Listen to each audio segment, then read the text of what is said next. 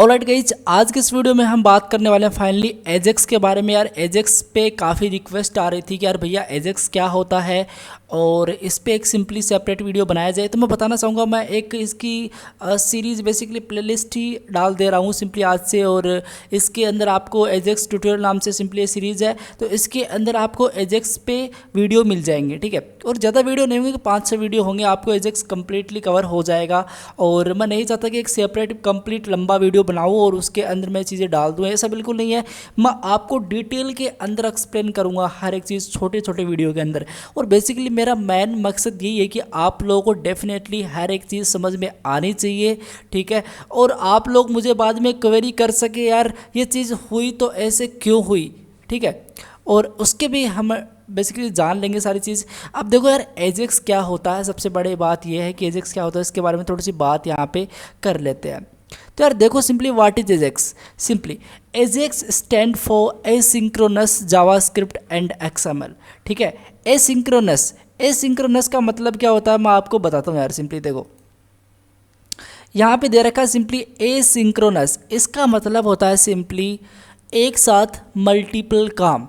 अब ये मैंने क्या बोल दिया, इसके बारे में डिटेल में आएंगे। फिलहाल आप एजेक्स जो आपको यहाँ पे दिख रहा है, ये वाला एजेक्स, इसके बारे में आप जान लो। ए का मतलब एसिंक्रोनस, जे का मतलब सिंपली आपका जावास्क्रिप्ट ए एंड, और एक्स का मतलब होगा सिंपली आपका एक्सएमएल मतलब एक्स्ट्रा मार्कअप लैंग्वेज, ठीक है।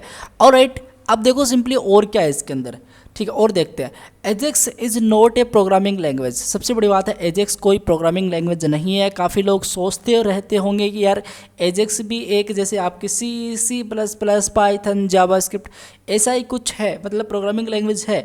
बट यार एजेक्स कोई प्रोग्रामिंग लैंग्वेज नहीं है, एक टेक्निक है, स्मार्ट टेक्निक है वो, ठीक है। अब इसके बारे में बात करेंगे, कैसे काम करती है, सारी चीज़ें बात करेंगे, डोंट वरी। कोड तो यार मैं आपको कल वाले वीडियो के अंदर बताऊंगा लिख के। आज हम सिंपली समझ रहे हैं कि एजेक्स होता क्या है, क्यों यूज़ करें यार एजेक्स का, ठीक है। और सिंपली मेरे पास यहाँ पे लिखा गया है, सिंपली आप लोगों को मैं दिखाऊं तो Ajax is a technique for accessing web server from A web page.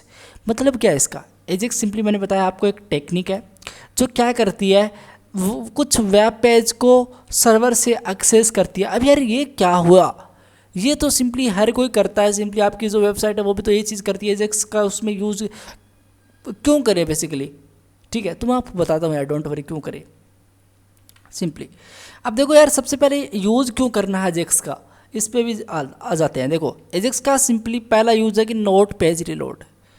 मतलब ये है कि आप अगर एजेक्स का यूज़ करते हो अपनी वेबसाइट के अंदर तो यार बेसिकली आप बच जाते हो। आपका पेज होता है वो सिंपली रिलोड नहीं होता, रिफ्रेश नहीं होता, बार बार आपको सर्वर से डेटा को मंगाना नहीं पड़ता, बेसिकली लेके आना नहीं पड़ता है। और ऐसा नहीं है कि यार आप बार बार जैसे बटन पे क्लिक करते जाओगे वो डेटा फिर से आपका पेज रीलोड होगा और फिर से आपको कुछ टाइम वेट करना पड़े जब तक कि आपके सामने पूरी वेबसाइट ओपन नहीं हो जाती। ये सारी चीज़ें यार इससे आप बच जाते हो, ठीक है। बढ़िया है जी। सेकंड क्या है, सेकंड है बेटर यूजर एक्सपीरियंस। आपको इस टाइप का सिंपली फील आएगा जैसे आप सिंपली कोई सॉफ्टवेयर यूज़ कर रहे हो, लाइक डेस्कटॉप सॉफ्टवेयर होते हैं ना, उस टाइप के सॉफ्टवेयर आप सिंपली यूज़ कर रहे हो। अगर एजेक्स पे आप अपनी एप्लीकेशन को बिल्ड करते हो तो आपको इस टाइप का कुछ फील आएगा, बेटर यूजर एक्सपीरियंस। ये भी बढ़िया है जी, ये भी हमने देख लिया। तीसरा कौन सा, तीसरा इसमें है सिंपली सेव नेटवर्क बैंडविड्थ। अब ये क्या है यार, इसका सिंपल सा मतलब ये होता है कि यार मान लो कि मेरे पास यहाँ पे सिंपली एक वेबसाइट है इस टाइप। सॉरी मैंने कुछ अजीब सी वेबसाइट बना दी, बट अगेन आप समझ जाओ यार। इसमें मान लो कि पूरी वेबसाइट मैंने एक बार लोड कर ली और मैंने पूरी वेबसाइट ओपन कर ली, ठीक है। अब यार मान लो इसके अंदर छोटा सा एक कंटेंट मुझे मंगाना है सर्वर से, और इसका एक बटन यहाँ पे दिया हुआ है। अब यार इस बटन पे पर्टिकुलरली क्लिक करूँगा तो यार जैसे मैं इस बटन पे पर्टिकुलरली क्लिक करूँगा तो देखो मेरे सामने एक कंडीशन, तो अगर मैं एजेक्स का यूज़ नहीं करता हूँ तो मेरे सामने कंप्लीट वेबसाइट रीलोड होके आएगी, कंप्लीट डेटा मेरे पास फिर से आएगा सर्वर से, और मुझे टाइम बेसिकली मेरा टाइम वेस्ट होगा। मुझे मेरा जो स्पिनर है वो सिंपली राउंड करता ही रहेगा। उसमें क्या होता है सिंपली बेसिकली टाइम लगता है यार, उस जो भी डेटा है वेबसाइट का वो आने में टाइम तो लगता है ना। तो यार क्यों मंगाऊँ मैं पूरा डेटा, मुझे जो चीज़ चाहिए वो मैं मंगा लेता हूँ यार सिंपली। मतलब इतना सा मैं चाहता हूँ कि इस पेज के अंदर इतनी सी चीज़ें हैं, इतना सा जो पेज है वो मेरे सामने आ जाए इस बटन पे क्लिक करने पे। तो बेसिकली वही होता है सिंपली आपका सेव नेटवर्क बैंडविड्थ सिंपली, ठीक है। ऑलराइट, वेरी इंटरेक्टिव, बहुत ही अच्छा फील आएगा, बहुत ही शानदार तरीके से आपकी जो एप्लीकेशन है वो यार आपके सामने पॉपअप होकर दिखेगी।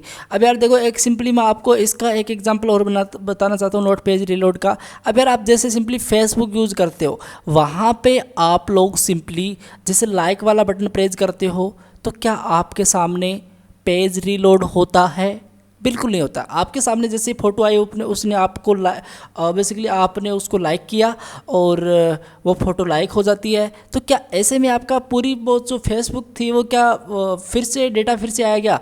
फिर से कुछ नहीं आया, आपने लाइक किया, लाइक हो गया सिंपली, ठीक है। ऐसा कुछ हुआ ही नहीं।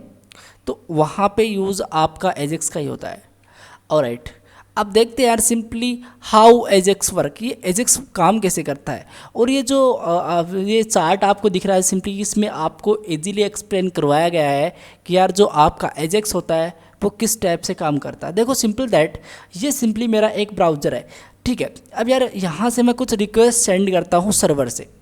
ये जो इंटरनेट दे रखा है सिंपली यहाँ पे आप लोग देख सकते हो, यहाँ से मैं एक डेटा सेंड करता हूँ, कुछ भी मैं रिक्वेस्ट सेंड करता हूँ कि ये भाई मुझे दो, तो सर्वर के पास मेरा रिक्वेस्ट गया, ठीक है। और सिंपली सर्वर के पास रिक्वेस्ट गया। देखो पहले इसको आप पढ़ो, एन इवेंट अकर्स, मतलब कुछ हमने यहाँ पे बटन प्रेस किया, कुछ यहाँ पे हमने रिक्वेस्ट की सेंड की। तो यार देखो, create an XML HTTP request object, यार खतरनाक नाम आ गया बहुत ज़्यादा।